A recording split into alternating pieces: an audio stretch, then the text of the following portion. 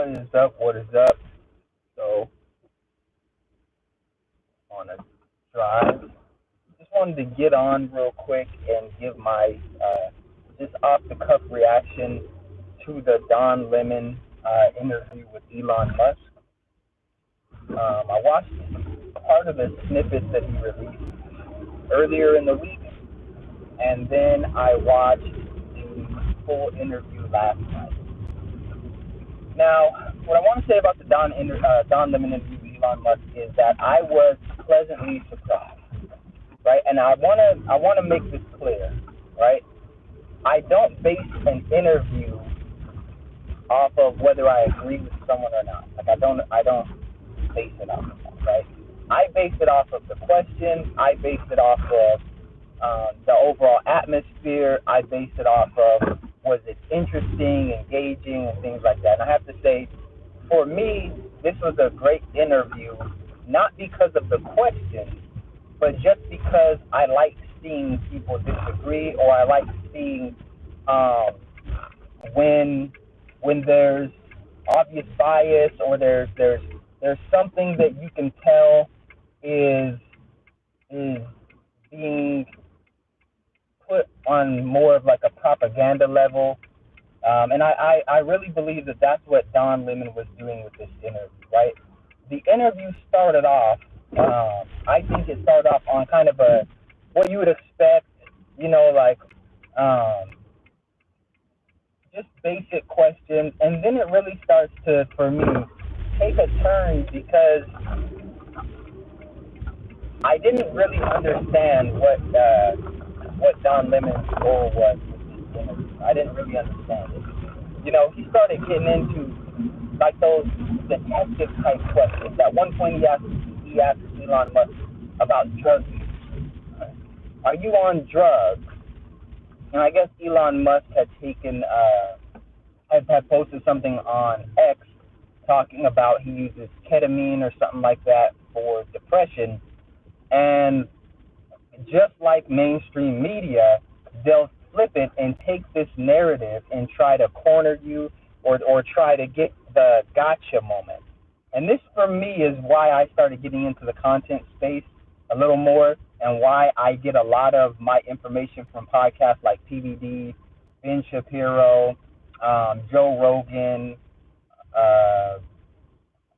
just in terms of what I listen to.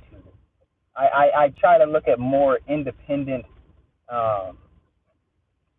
podcasters and things like that who have different perspectives, because they don't have that training. They don't have that journalist training where you ask certain questions, you ask them in this type of way. I don't find that form of journalism very engaging. I think that it goes against human nature, and I think once you start listening to, like, for instance, I have a podcast, or other people's podcasts where it's more of an actual conversation instead of these detective type of questions, these like I said, gotcha type of questions. I think you learn to appreciate the more long form content where it's just a genuine conversation. And yes, there's a direction and a flow to the conversation, but I don't like how the mainstream media interviews people. And I guess I was expecting something different from Don Lemon when he, I guess, got fired from CNN. I thought that this was going to be his opportunity to branch out and try something different. I didn't really watch Don Lemon before. I saw some of his clips and things like that, and for the most part, it seems like he caters to the victim mentality. It seems like he'll just say whatever a writer tells him to say. And I'm gonna get into a little later on why I think Don Lemon is a snake. I truly believe that Don Lemon is a snake, and I'll tell you why later. So back to the interview portion of it. When I'm watching the interview and I see Don Lemon start out saying, the interview, it wasn't that bad or whatever, and you watch and you tell yourself why Elon Musk wouldn't want that programming. I guess not even the programming, but they didn't make a deal with Don Lemon. I guess like they were going to.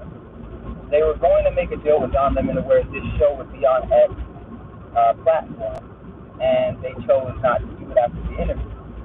But during the interview, it seemed like Don Lemon was fishing for something. Like at one point, they were talking about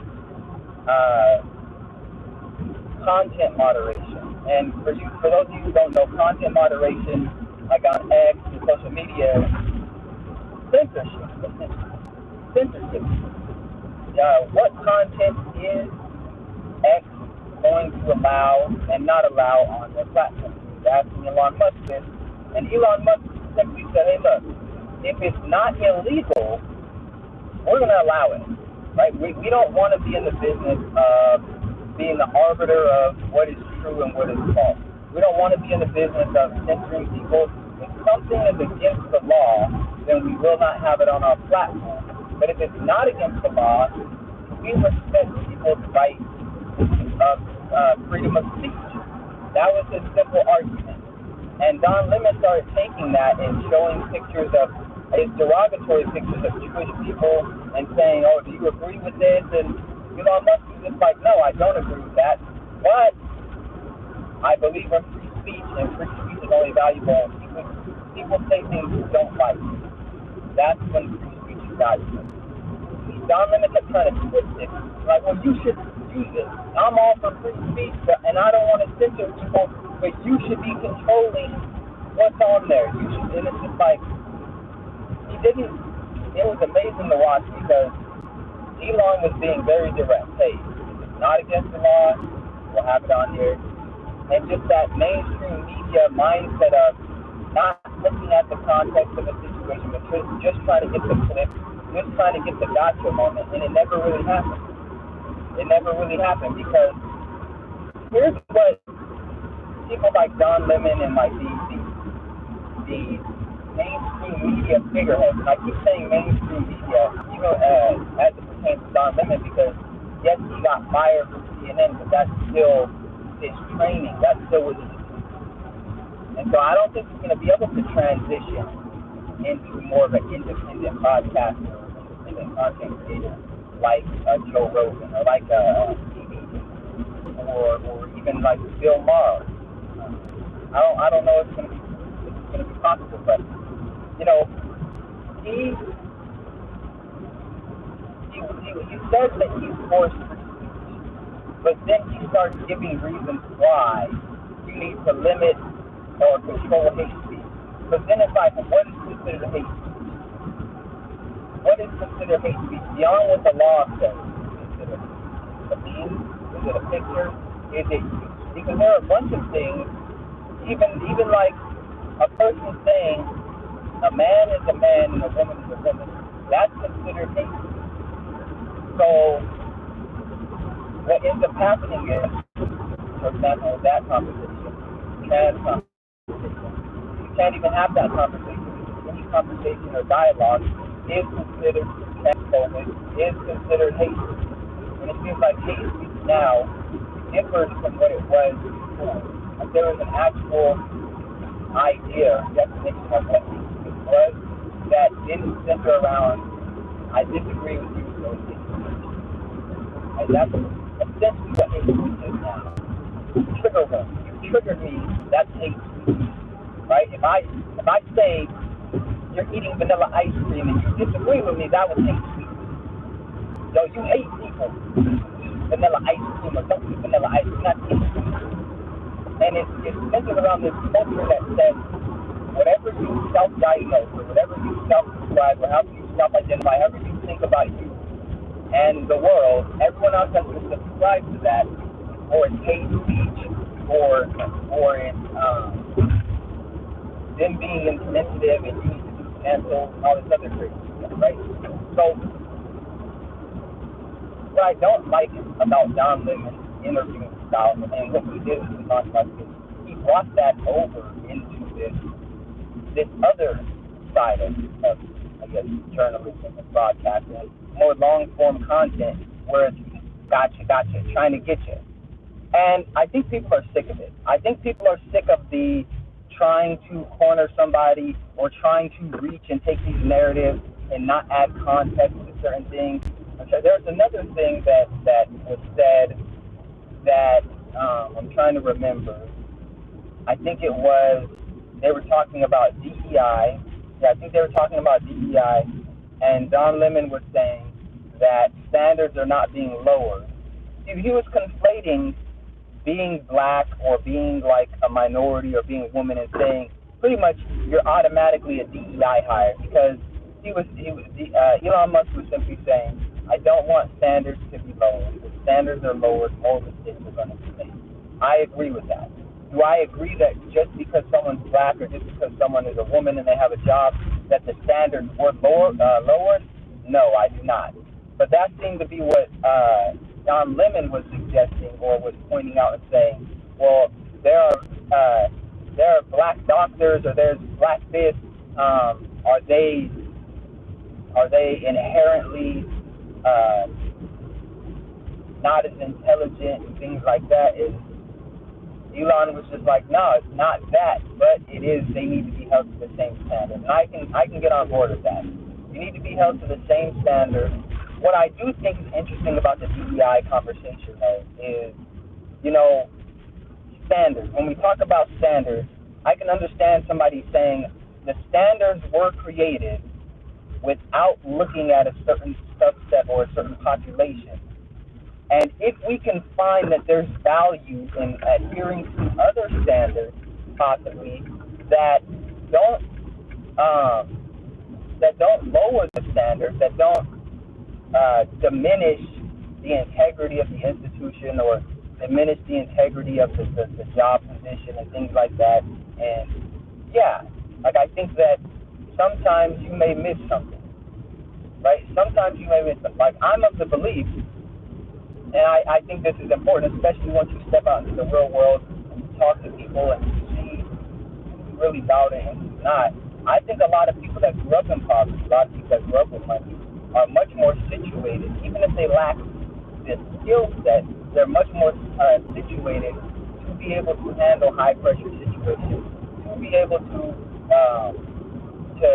increase the revenue of these companies. I do think they're a valuable asset because they've been through a lot already. So things that stress other people out may not stress them out. And you can teach skills, right? Skills can be taught.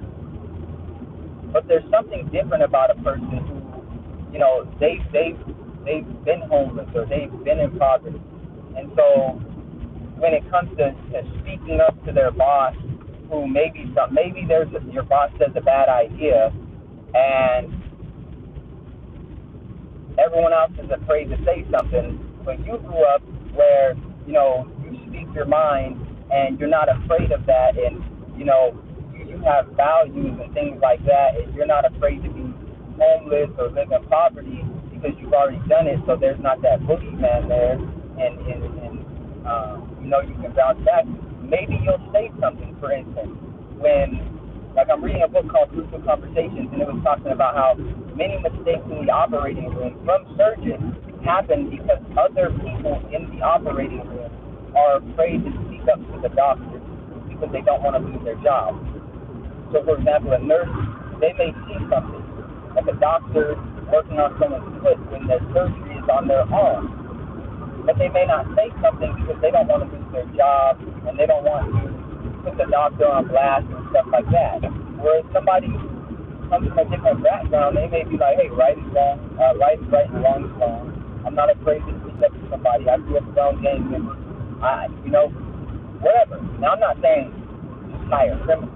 That's not what I'm saying. I'm saying certain backgrounds, they have values that may not be being sought after in the marketplace, or may not be fulfilled in the marketplace. But that's the DEI, right? They had that conversation, and I thought that was an interesting conversation. But I want to get into why I think Don Lemon is the thing. Okay? Here's why I think Don Lemon is the thing. So Don Lemon was fired from CNN. I think it was in the last year. He was fired from CNN. After this interview, Don Lemon went back to CNN, not hired, but went and did an interview with CNN, like a little gossip girl, like, yeah, I just did an interview with Elon, and here's some clips. Here's some clips of our interview, and I'm gonna release it Monday, and here's what he said, like a gossip girl going to the place that fired you to talk about the new place that was going to hire you. That, to me, that's a mistake, and here's why. Where's your pride at as a man? Just as a human being, really, but especially as a man. This place fired you. You worked there. I think he worked there for like over 15 years. I don't know the exact number, but I think it's over 15 years. And according to him, when I got on Instagram and I saw CNN on the bottom next to Don Lemon's name, I said, this must be a joke. This must be a parody. He must have got into comedy. Don got into comedy. Don Lemon got into comedy. Nope. This man really was sitting up there on CNN, the same company that fired him recently, was sitting up there with an exclusive interview about Elon Musk, the man who's going to give you an opportunity to try to rebound, right? The man who's going to give you an opportunity. It's not a good look. It's not a good look. You know, that would be like if I got in a relationship with a new woman, or let's say that my wife divorced me, right? She divorces me, and then I go get married to some other chick, and me and that chick get in an argument, and then I go over to my wife's house to talk shit about my new wife. It's like, that's shady. That's snakish. That makes you look weak. And other people see that. Outside of the fact that the interview was just you trying to get a gotcha moment, you going to the company that fired you, playing gossip girl, I think this is just another sign that legacy media, mainstream media, that was it. He kept talking about, and I think Elon Musk handled it like a G. Don Lemon was like, you didn't think you'd have to answer to reporters about, you know, whatever it is you said? He's like, I don't have to answer to reporters. I'm doing this interview because you're on the platform now and you asked me to do it. And I think there's this arrogance within mainstream media that they are the truth, that just because they control the narrative, that means that they're the truth and that you should subscribe to whatever they're saying. Just like during COVID, they had the ticker that every time there was a new death, the ticker went up and stuff like that. And, you know, 1 minute you need the jab, the next minute you don't need the jab. 1 minute it's this, 1 minute it's that. And if there are doctors saying we need to look at the research, but because they're a news anchor and they have a show, we need to listen to them. Right? That's people's problem with the mainstream media now. And it's like you don't know whether what's coming from them is what they actually think. A lot of, like, for instance, I have a podcast, right? Yes, I have an audience for the podcast. Yes, that audience wants to see certain things. And yes, I'd probably make more money if I pair it to that audience, even if it's something that I don't believe in. But if I wanted to tomorrow come in and, like, I made a video about how to trigger white people in 2024. How to trigger white people in 2024. There's a lot of pushback from that video. It was a joke, but I made it because I wanted to make that content.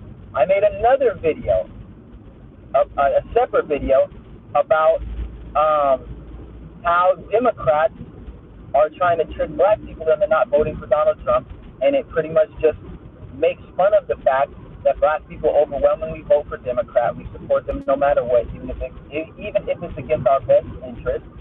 And when it comes to them, they don't have to do anything for us because they know we're cowards when it comes to voting. They know we're not going to go and look at the issues. They know that within the black community, we have conditioned people to believe that you're a sellout if you vote anything other than Democrat. They know this, so half the work is done, right? That's what the video that I made on my channel called how Democrats trick black people into not supporting Trump. Go check it out. But I made that video, and I'm saying this because I make what content I want to make. Some days it may be more left-leaning. Some days it may be more right-leaning. Some days I just want to make a video, and it has nothing to do with politics. It's just what I find funny. And what I'm saying is that many of these mainstream figureheads, they're not making the content that they want to make. They're making the content that someone in a boardroom tells them to make. And whether they agree with it or not, they're going to get on that camera and they're going to say what those people say because they have a mortgage to pay and they've gotten big checks and they have big bills and they probably don't have enough money to save up to be able to walk away from that, and so they say it. And I think a lot of this comes down to finances. Like, what are you doing with your money? When you get into a position of power, or you need to make sure that you have enough money to walk away. I think that's where a lot of these figureheads get it messed up at is they get their foot in the door by maybe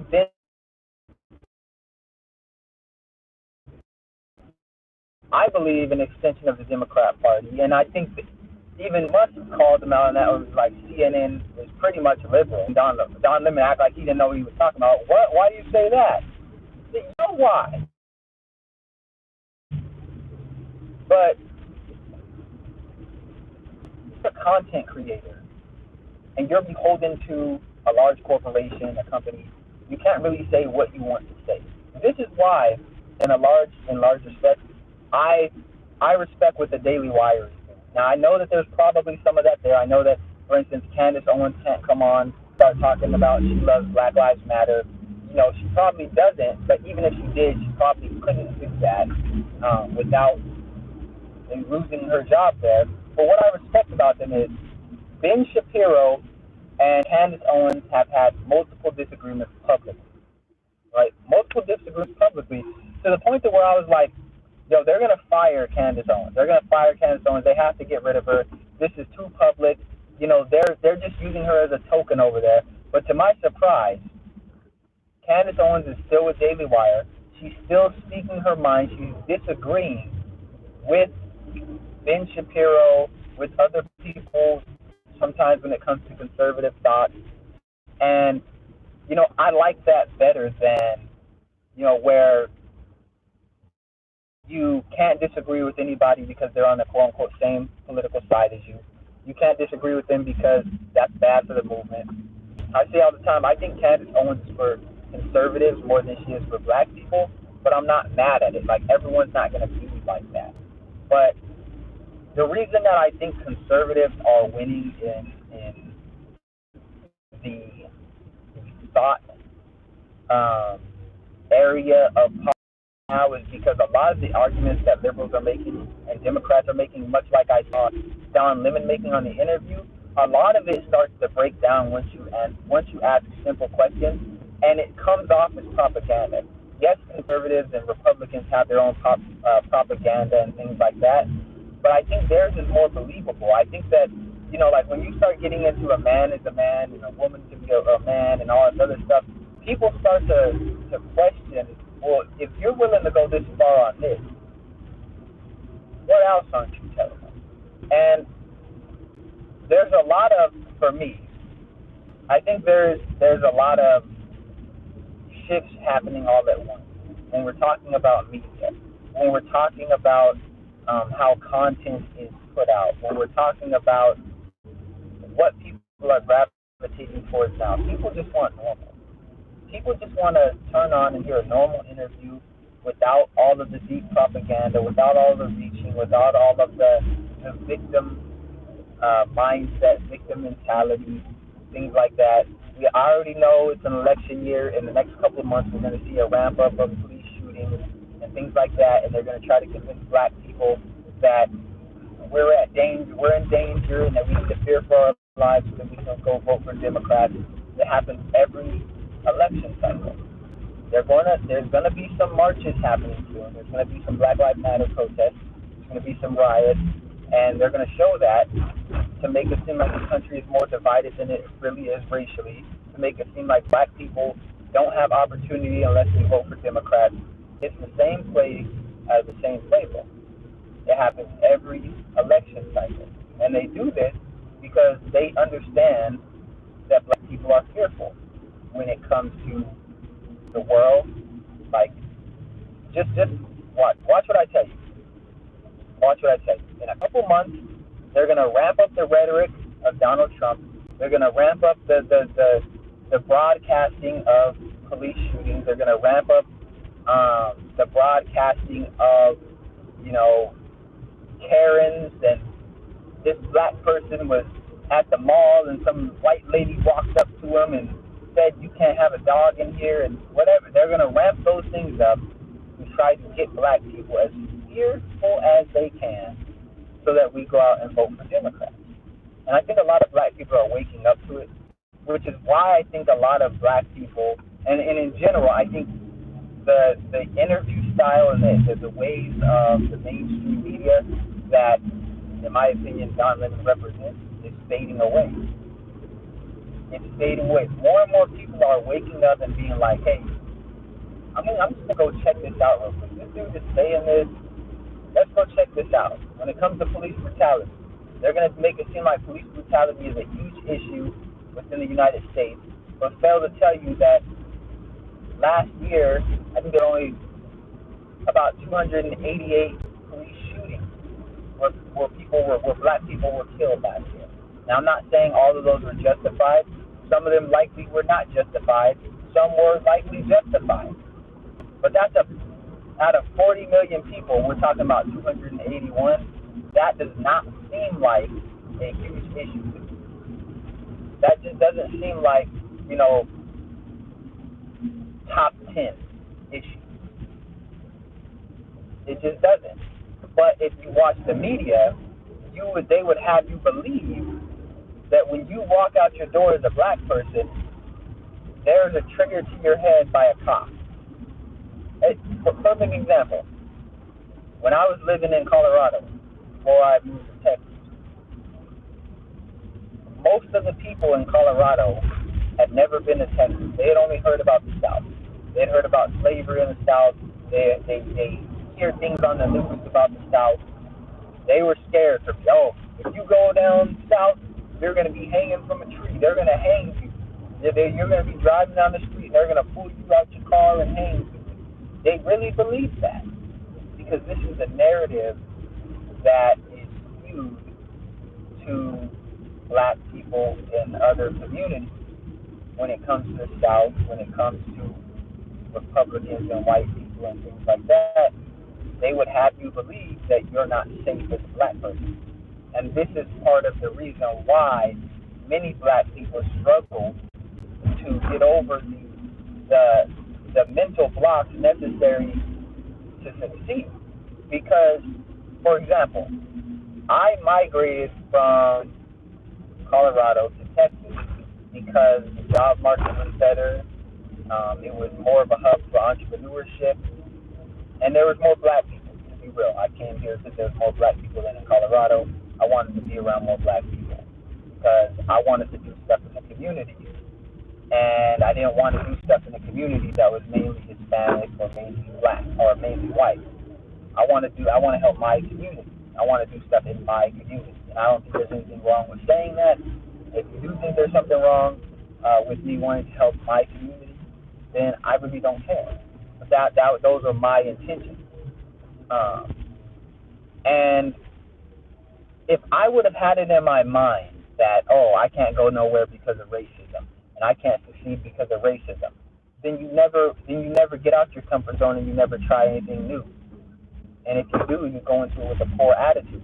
I think this is one of the main mental blocks that people like Don Lemon and the mainstream media continuously push on black people and the black psyche, is making you believe that you're not safe, that you can't achieve because you're black. that wherever you go, they're automatically going to be against you because you're black. And if you go into it with that mindset, you're probably not going to get as good of outcomes as you could have gotten, because everything's going to, like, normal obstacles are going to seem like it's only happening because you're black, right? It's only happening because you're black. And with that type of mentality, it's going to be much harder to push through. I'm not saying it can't be done, but it's going to be much harder to push through.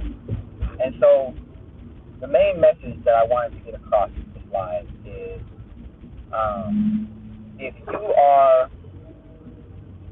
if you're trying to have a better 2024 than you had in 2023, understand that you need to be careful with the media you consume. It's an election year, right? It's an election year, and the Democrat Party in particular is going to be after control of the black psyche. And they're going to take plays out of their playbook, and the plays out of their playbook are make black people as afraid as possible by making them believe that if you don't vote for them, you're going to be a slave soon.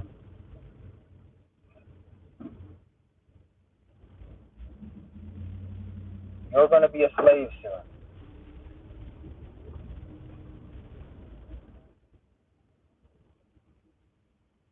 So just be careful. It's an election year, like I'm saying. Just be careful, because that's how they monetize. That's how they make their money, by making you believe that you're going to be a slave soon if you vote for, a certain party, or if you don't vote for a certain party, if you don't think certain things. Right? There are people that swear up and down that tell me I'm a victim, even though I say I'm not. There are people that tell me I'm a victim. Oh, you grew up in poverty. You're black. You're a victim. No, I'm not. There are people that have argued with me that I'm a victim. Isn't that something?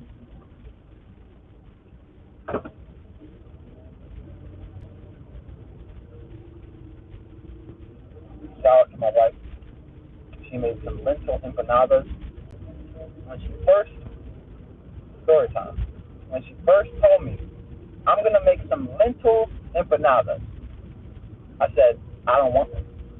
I'm not eating no damn lentil empanada. She made them, and I'm glad she did. This thing is bomb. This lentil empanada is bomb. But anyway, it's true. Anyway, yeah. Be careful. Protect your mindset, especially when it comes to people trying to convince you that you're a victim, or especially because you're black. Stay focused. And understand that for the most part, there's more opportunity in this country than you know what to do. You just have to go get your slice of pie. Don't let people make you think that the whole pie is already taken out, that there's no more pie. Right? Don't let them convince you of that. And usually the people that are trying to convince you of that, they don't have any slice of pie, or they never went and tried to get any slice of pie. And if they wanted to get some slice of pie, they could. They don't want to be accountable for it. They don't want to have purpose. They don't want to have goals. It's easier to just turn the TV on, turn YouTube on, and watch someone online telling you that someone else is the cause of your failure. Right? That can be easy. That can be appealing. That can make you feel good.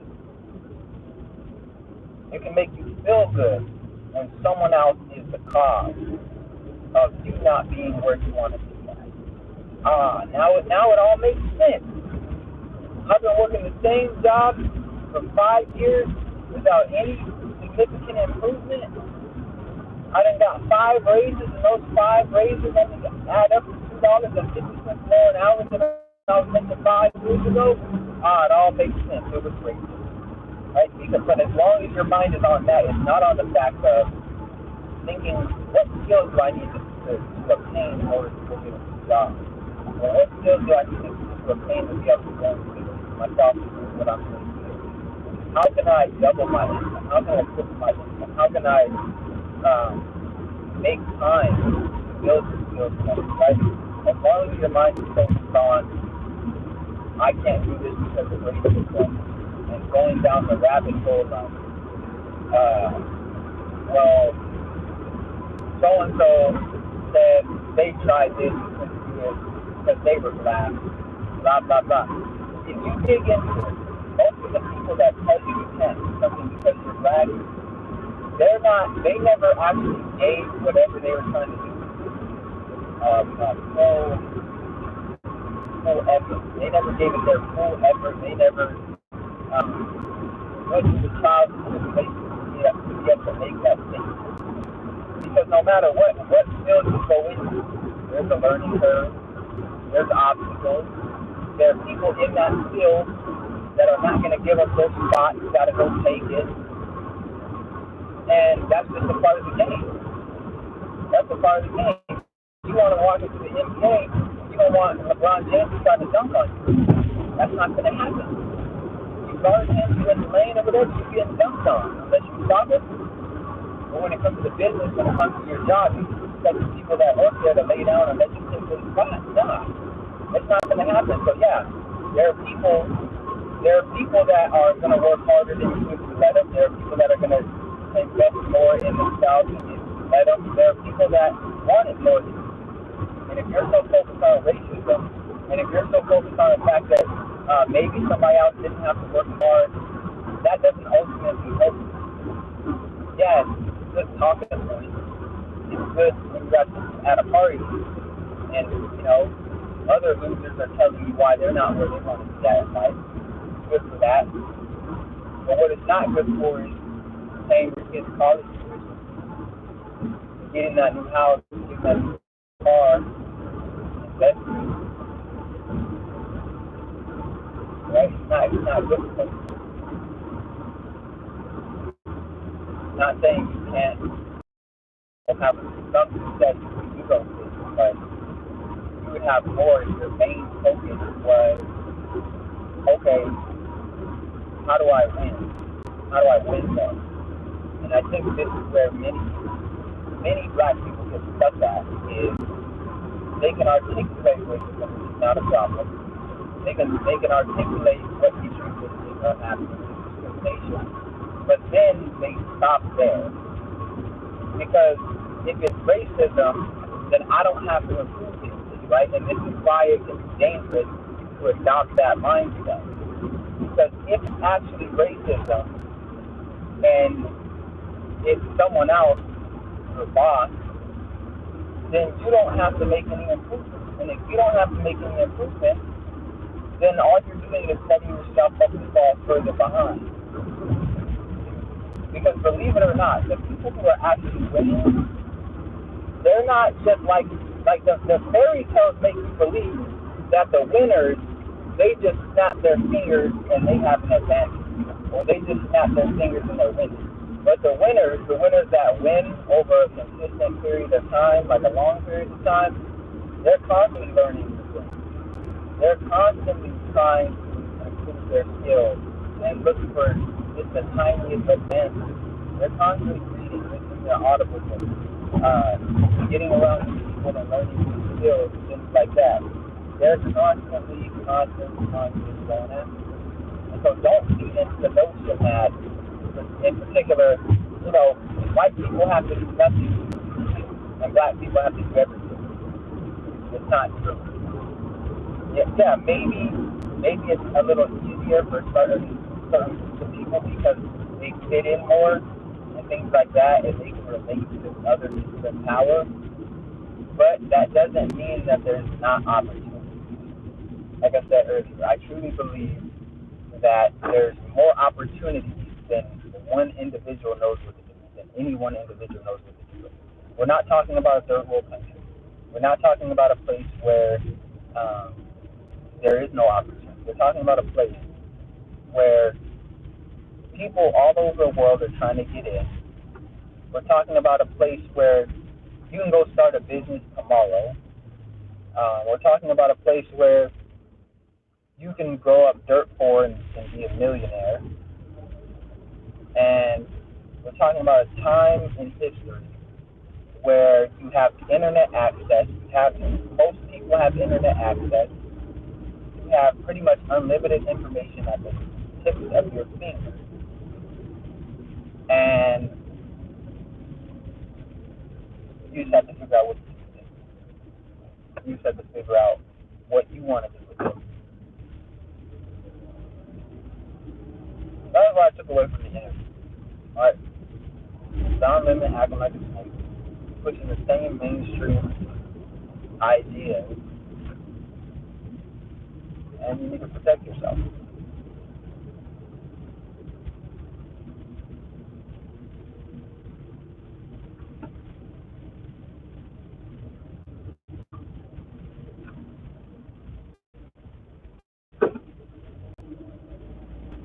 What's up, Steve Bailey, Sean? Appreciate the support. Appreciate the support. Can't really read the comments. I'm driving, but I appreciate the support.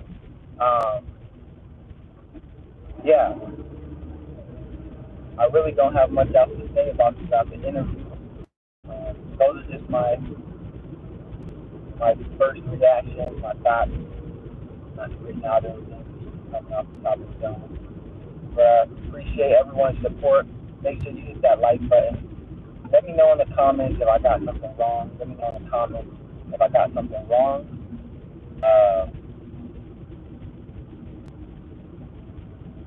Yeah. Hit the subscribe button, hit the like button, and I'll see y'all next time.